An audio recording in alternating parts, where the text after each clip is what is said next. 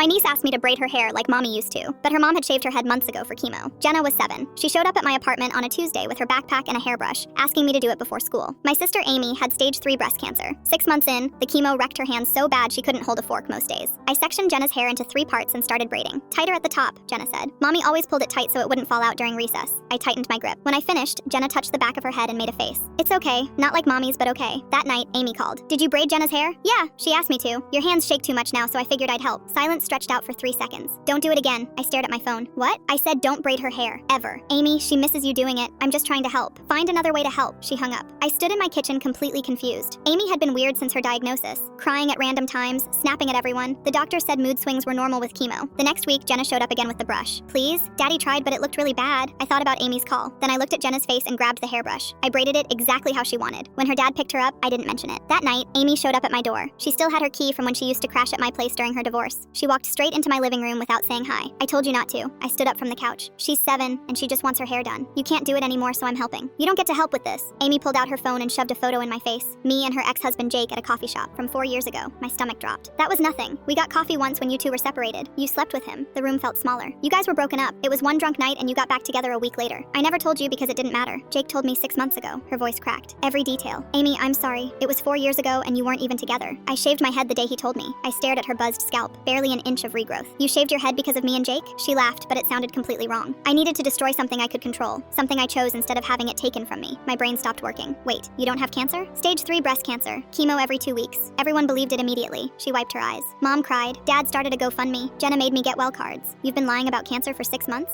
Everyone felt sorry for me for once. Do you know what it's like having a sister everyone likes more? Who's funnier? Who Jake actually wanted? I didn't know he wanted me. We were drunk and stupid. And now you don't get to braid my daughter's hair. You don't get to be the hero aunt stepping in while poor sick Amy can't manage. You don't get her. Amy walked to the door and stopped with her hand on the knob. If you tell anyone, I'll make sure Jenna knows what you did with her dad. She's 7. Think about what that'll do to her. She left. I didn't braid Jenna's hair after that. Every time she asked, I made excuses. She stopped asking after 3 weeks. Then yesterday, Jake called. Amy's in the hospital. She tried to kill herself. I grabbed my keys. What happened? Pills. Jenna found her on the bathroom floor. When I got to the hospital, Amy was asleep. Jenna was in the waiting room with my parents. She saw me and ran over. I knelt down and she grabbed my arms. Mommy left a note. She said she doesn't have cancer. She lied about everything. My chest felt tight. I know, baby. Why would she lie about that? I didn't have an answer that would make sense to a 7-year-old. Jenna's hair was tangled, uncombed for days. She touched it and looked at me. Can you do my braid now? I took her to the bathroom and brushed out the knots. French braid, tight at the top, loose at the bottom. Exactly how Amy taught me when we were kids sharing a bathroom before school. Jenna looked in the mirror and smiled for the first time in days. Through the bathroom door, I could hear my mom in the waiting room asking Jake how none of us noticed, how we all missed it. Jenna turned around and hugged me. When mommy's hair grows back, chew my braids again. I smoothed down the flyaways on her head, thought about Amy in that hospital bed, about the GoFundMe my dad started that raised $40,000, about Jenna making construction paper cards every week for 6 months. Yeah, kiddo, when it's long enough,